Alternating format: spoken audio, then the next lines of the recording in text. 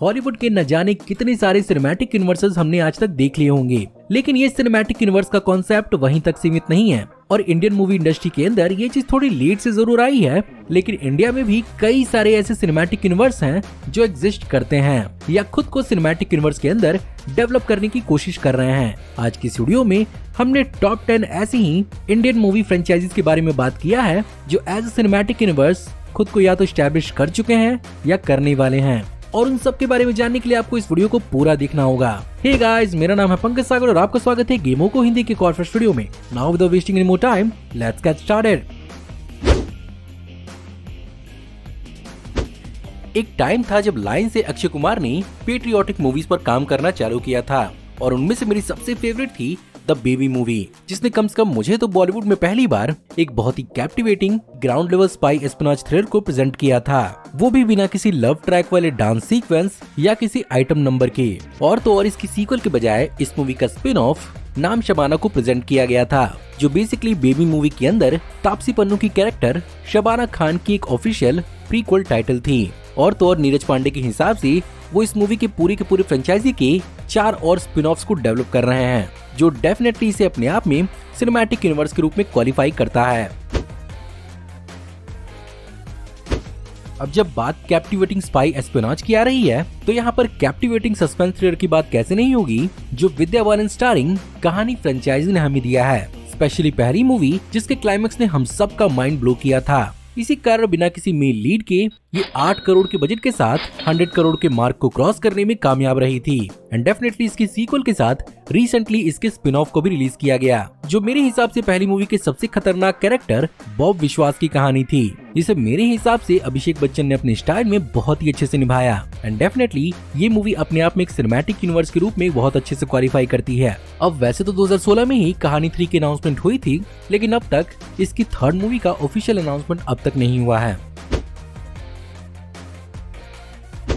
अब अगर serious crime thriller से हटकर बात की जाए मसाला बॉलीवुड एक्शन मूवी की, तो सिंघम और उसकी फ्रेंचाइजी द कॉप यूनिवर्स दुनिया भर में पॉपुलर हो चुकी है। और भले ही रोहित शेट्टी की इस फ्रेंचाइजी के कुछ सीक्वेंसेस आउटरीजियस लग सकते हैं, लेकिन ये बड़े पर्दे पर बहुत बेहतरीन लगते हैं, जिसका अंदाजा आप इस फ्रेंचाइजी के बॉक्स ऑफिस कलेक्शन से ही लगा सकते हैं। और अजय देवगन की 2 सिंघम मूवीज के बाद रणबीर सिंह के सिम्बा और फाइनली अक्षय कुमार की सूर्यवंशी की क्रॉसओवर ने इस पूरे के पूरे कॉपी यूनिवर्स को सॉलिडिफाई कर दिया है। और यहाँ पर चारों मूवीज के अब तक टोटल 351 करोड़ के बजट पर इस सीरीज ने टोटल 1072 करोड़ रुपए कमाए हैं। एंड डेफिनेटली कलेक्शन और ये यूनिवर्स और भी ज्यादा बढ़ने वाला है, क्योंकि 2024 में आने वाली है सिंघम 3 और उसके बाद आएगी इसी यूनिवर्स की प्रीति जिंटा स्टारिंग लैला। साथ ही साथ इसी यूनिवर्स की इंडियन पुलिस फोर्स नाम की अमेज़न प्राइम वेब सीरीज भी लॉन्च होने वाली है, जिसमें लीड में होंगे सिद्धार्थ मल्होत्रा, विवेक ओबरॉय और शिल्पा शेट्टी, जहां पर ये 8 एपिसोड लंबी एक सीरीज होगी।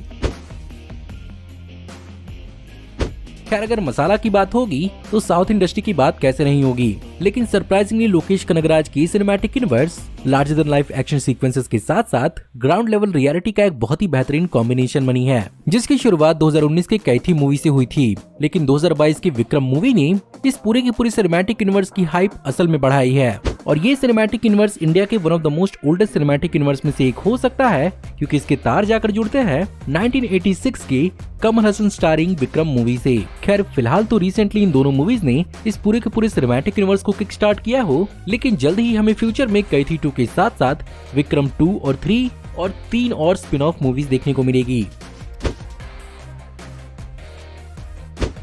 अब बात करें अगर इंडिया में पैन मूवीज की सेलिब्रेशन की, तो इसकी शुरुआत तेलुगु सिनेमा की बाहुबली मूवी ने किया था। एंड डेफिनेटली इसकी पहली 2 मूवीज के आने के बाद इसे अभी तो सिनेमैटिक यूनिवर्स का दर्जा नहीं दिया जा सकता, लेकिन अगर इस फ्रेंचाइजी के स्प्रेड होने की पोटेंशियल को कंसीडर किया जाए तो बियॉन्ड मूवीज ये फ्रेंचाइजी एनिमेटेड फॉर्म के साथ साथ कॉमिक बुक्स और नॉवेल्स तक में पब्लिश हो चुकी है। साथ ही साथ इस फ्रेंचाइजी के बेहतरीन फैक्शंस, कैरेक्टर्स और इवेंट्स पर भी डेडिकेटेड स्पिन-ऑफ्स को लॉन्च किया जा सकता है। और कंसीडरिंग कि सिर्फ और सिर्फ 2 मूवीज के दम पर ही इस फ्रेंचाइजी ने 2500 करोड़ की कमाई की है, इस सिनेमैटिक यूनिवर्स का पोटेंशियल बहुत ज्यादा हाई है। वैसे फिलहाल तो अभी नेटफ्लिक्स के अंदर इसकी instalment Baahubali before the beginning पर काम चालू हुआ था, लेकिन अभी फिलहाल नेटफ्लिक्स ने इस प्रोजेक्ट को होल्ड पर रखा है। अब जब बात पैन इंडिया मूवीज की आ रही है, तो यहाँ पर पैन इंडिया मूवी की तरफ प्रमोशन ब्रह्मास्त्र का भी हुआ था, जिसने एक्चुअली अपने दम पर पूरी की पूरी एक अस्त्रवर्ष सिनेमैटिक यूनिवर्स की अभी शुरुआत भरी की है। और इस मूवी के राइटर और डायरेक्टर आयान मुखर्जी के पास एक बहुत ही लंबा चौड़ा प्लान है इस पूरे के पूरे मूवी और अस्त्रों के कॉन्सेप्ट के ऊपर, जिनमें से ब्रह्मास्त्र में दिखे शाहरुख खान के कैरेक्टर मोहन भार्गव की भी एक ओरिजिन लाइन में है। साथ ही साथ कई सारी मूवीज और टेलीविजन शो को भी यहाँ पर आयान मुखर्जी कंटेम्पलेट कर रहे हैं। अब बस देखते हैं कि आइडियाज एक्चुअली सच्चाई में कब बदलते हैं। खैर, हॉरर और कॉमेडी का सीन दुनिया भर में एक बहुत ही इंटरेस्टिंग कॉम्बिनेशन है, जिसे बॉलीवुड के अंदर स्त्री यूनिवर्स ने एक बहुत अच्छे तरीके से इंट्रोड्यूस किया है। इसे mainly Dinesh vision horror comedy के रूप से जाना जा रहा है और स्त्री के साथ साथ रूही और अब भेड़िया मूवी ने इस यूनिवर्स को सॉलिडिफाई कर दिया है। साथ ही साथ इस सिनेमैटिक यूनिवर्स को आगे बढ़ाने का काम 2023 में मुंजा नाम की मूवी होने वाली है और तो और ओरिजिनल स्त्री का सीक्वल स्त्री 2 भी प्लान किया जा रहा है। फिलहाल इस सिनेमैटिक यूनिवर्स की पहली दोनों मूवीज ने टोटल 40 करोड़ के बजट पर टोटल 211 करोड़ रुपए की कमाई की है। तो ये बात तो कंफर्म है कि सिनेमैटिक यूनिवर्स फाइनेंशियली तो बहुत सक्सेसफुल होगा। किसी सिनेमैटिक कैरेक्टर को लार्जर देन लाइफ बनाकर उसके पीछे एक पूरे के पूरे नेशन भर को किस तरह से पागल करना है, ये कोई इंडियन डायरेक्टर प्रशांत नील से पूछे, जिनकी लिखी और डायरेक्टेड KGF 1 लोगों के बीच में इतना ज्यादा पॉपुलर हुई थी, जिसके सीक्वल का लेवल और हाइप 7वें आसमान पर पहुंच चुका था। एंड डेफिनेटली इस चीज का रिफ्लेक्शन हमें बॉक्स ऑफिस नंबर्स के अंदर देखने को मिला था, जहां पर पहली मूवी 80 करोड़ के बजट पर 250 करोड़ कमा चुकी थी, वहीं पर दूसरी मूवी ने सिर्फ और सिर्फ 100 करोड़ के बजट पर छप्पर फाड़ 1250 करोड़ रुपए कमाए थे। एंड डेफिनेटली KGF 3 तो बनी नहीं है, जिसे डिक्लेयर करना अब भी बाकी है, लेकिन साथ ही साथ फिल्म मेकर्स ने इस बात को भी कंफर्म कर दिया है कि वो KGF की बेसिकली एक सिनेमैटिक यूनिवर्स डेवलप कर रहे हैं, जिसके अंदर कई और अलग अलग प्रकार की लीड कैरेक्टर्स एक साथ दिखेंगे भी और क्रॉसओवर भी करेंगे। अब देखते हैं इस चीज की ऑफिशियल अनाउंसमेंट हमें कब देखने को मिलती है।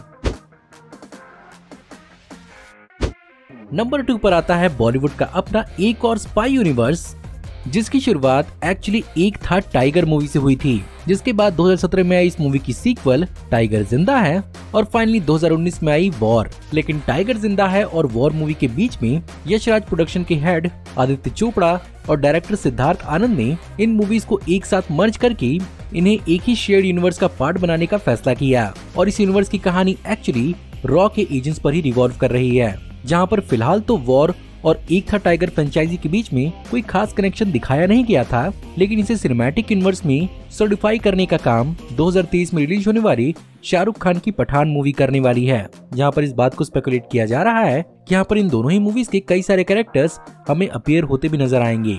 साथ ही साथ नवंबर 2023 में ही हमें टाइगर 3 और साथ ही साथ एक अनटाइटल वॉर मूवी पर भी काम चालू हो चुका है। बस जरूरत है तो इन सारे के सारे कैरेक्टर्स का एक बहुत ही ब्लॉकबस्टर क्रॉसओवर।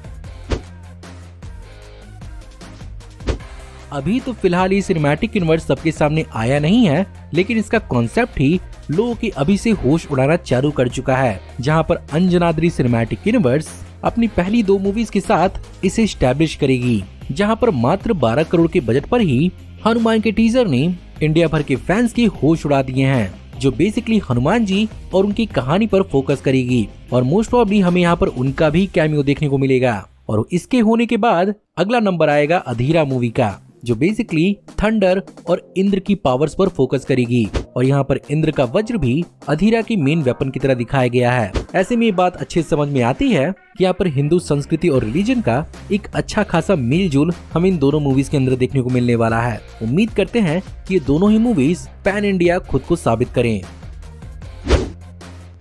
तो गाइज, ये थे मेरे हिसाब से टॉप 10 इंडियन सिनेमैटिक यूनिवर्सेस। उम्मीद करता हूँ कि आपको आज की वीडियो पसंद जरूर आई होगी, और अगर आपको आज की वीडियो पसंद आई हो तो प्लीज वीडियो को लाइक जरूर करिएगा। और हाँ, कमेंट में मुझे जरूर बताइएगा कि अगर मुझसे कोई और सिनेमैटिक यूनिवर्स छूट गई हो। हमारी आने वाली ऐसी ऑसम वीडियोस को देखते रहने के लिए हमारे चैनल को सब्सक्राइब करिए, बेल वाले आइकन को दबाइए और हमारी वीडियोस को बिना मिस किए एंजॉय करते रहिए। और अगर आप चाहें तो इस वीडियो की लिंक को अपने दोस्तों के बीच में जितना हो सके उतना शेयर करें। Thank you for watching, see you in the next video. Till then take care, good bye.